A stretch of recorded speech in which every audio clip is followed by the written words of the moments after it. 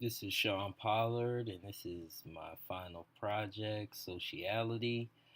As mentioned in my blurb, I'm finding a bit of an issue with the time we lose or the time we waste going from app to app or from task to task, and just the time we lose cumulatively, over a long span of time, whether things are taking time to load or upload or download, or the buffering we have when we watch videos, or crashing and having to reload. And I'm just wondering if it's much like, how they say if you live for 40 years that you sleep for, 8 to 10 of those years. If, over the course of, let's say, a year to 5 years, do we lose a large amount of time or cumulative hours just lost waiting for updates, et cetera, et cetera. So I created this sociality.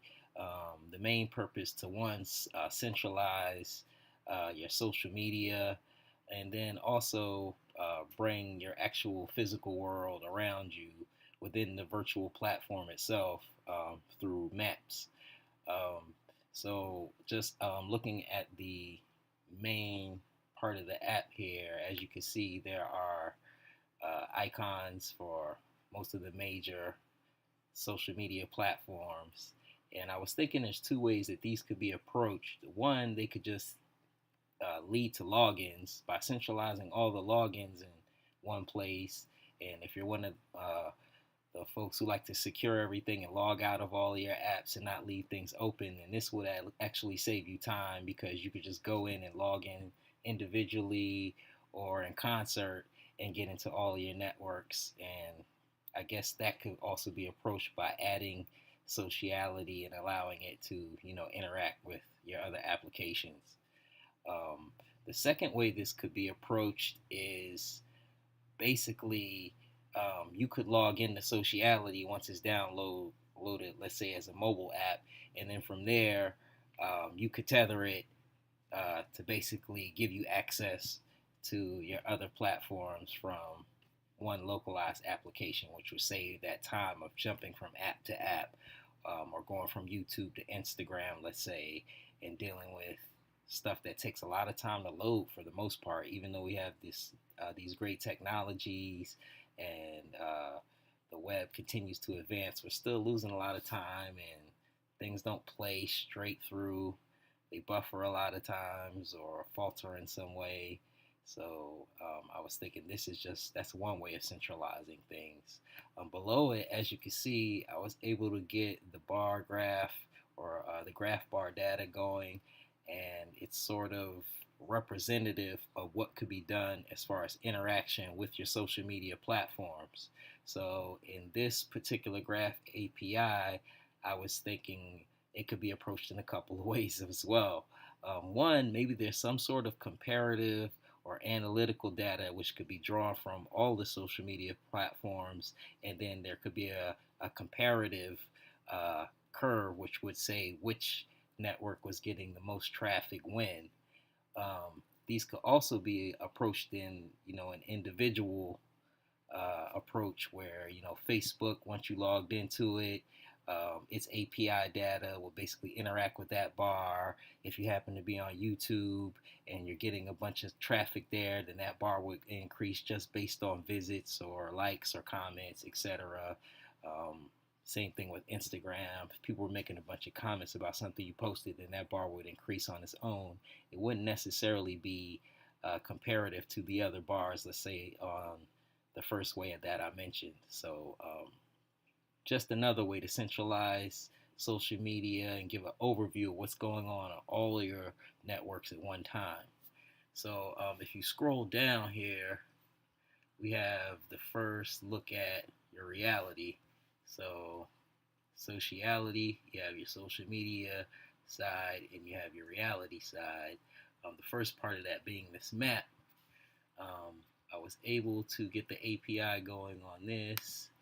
So it has a satellite view, which I thought was pretty cool, and I was able to program some markers right here at the University of Baltimore.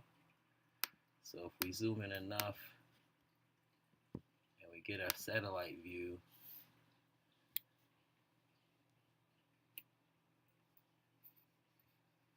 I was able to program University of Baltimore itself as a beach flag marker, and then I just used, the normalized marker for sort of like surrounding areas and events. So if we drop our little Google guy here in the middle,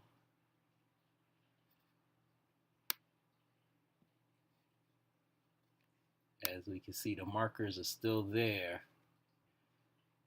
in the satellite mode, which I thought was pretty cool as well. If you're trying to find your way to an event or to one of these locations very quickly, in some way, shape, or form, I think this would be a cool thing to have inside of a Microapp platform like this. So if we go back and we click on the markers themselves, I was able to program what these represent for the user, which this, I guess, could sort of be tailored towards each user based on information they put in, maybe on data grabbed off the web, maybe off of activity on their social media platforms. But like this one, it represents UB finals finale night at the library. We got Artscape. We got Inspiring Discoveries, which usually happens in the auditorium there, I believe.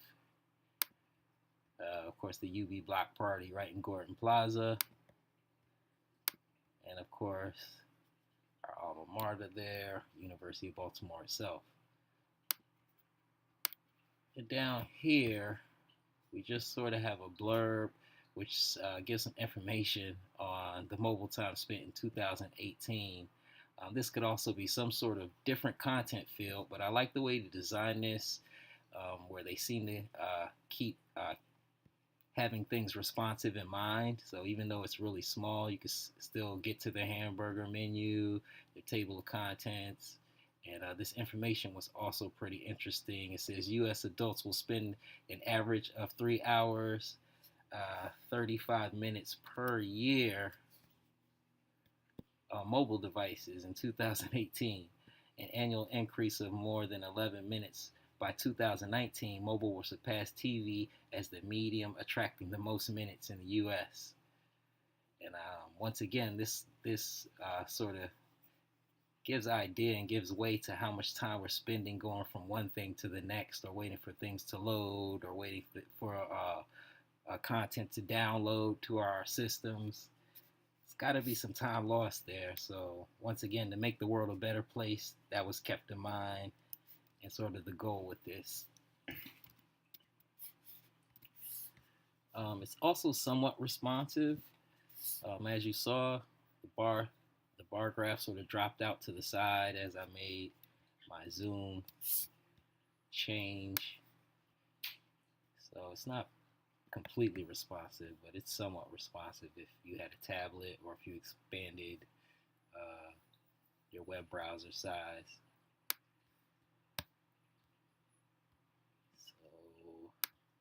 So this is one aspect of what I worked on. As far as these different social media platforms and their API, I sort of experimented with each one just to see what was involved, and they're all a bit tedious when it comes to setting up API information to go from them to you.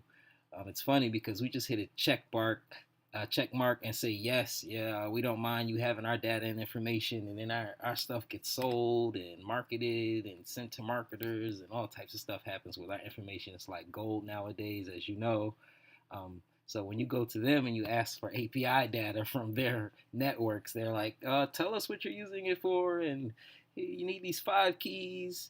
You may have to use Node.js or PHP or some other form of support to get the information to print. So that's basically what I encounter with all of these. Twitter, I really worked on. I thought it would be easy, but then I found that you had to have OAuth, which they changed recently, and it's probably best to use a PHP or JS file. And just doing all of this in 100 lines of code It's just unheard of. I think on average, each one of these probably take about 150 lines of code to 200 lines of code, depending on which feature you want to use, which API feature you want to use. So what I was able to focus on and get going pretty well here is the maps or the Google Map feature. I did some work with geolocation, which you can see in the source file, um, but I don't think I really got that completely going. What I was able to get going was the weather. We have up to the second weather. I made some changes to the weather.js so I could get Baltimore, and somewhere out there, there's information coming in. Um, as I'm filming this, there's a light intensity drizzle going on, and there's a temperature. So you got some conditions. You got the current temp, which I thought was pretty cool. I adjusted weather.js to see if there's other formats, and there were a couple other formats in which they gave the weather based on how I changed the weather.js, but this seemed to be the most efficient. And down here, I messed around with the heat map from Bing because I wanted to sort of challenge myself and not just do Google Maps. And there's some heat map information on this particular map. You can change views and whatnot.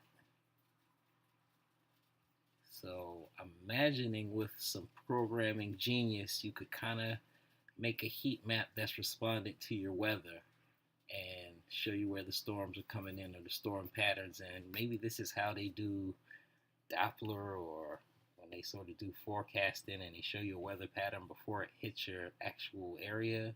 Not sure, but I'm thinking heat map would be a cool way to sort of tie this weather feature, which I was able to pick up on from your videos, and then link it with this heat map system that Bing offers. Bing maps are also a lot less arduous to work with, as you mentioned. It's just a lot less keys and stuff that you need in comparison to Google Maps. So that basically sums up what I did for the final. I hope you enjoy it. If you look at these icons, if you go in and click them from the link that I send, you'll see just information or important links or interesting links that I thought related to how these work and why they may or may not work for people who are out there trying to get connected. So I'll leave that as a surprise. And once again, that's Sociality, the Microapp where social media meets reality. Thanks.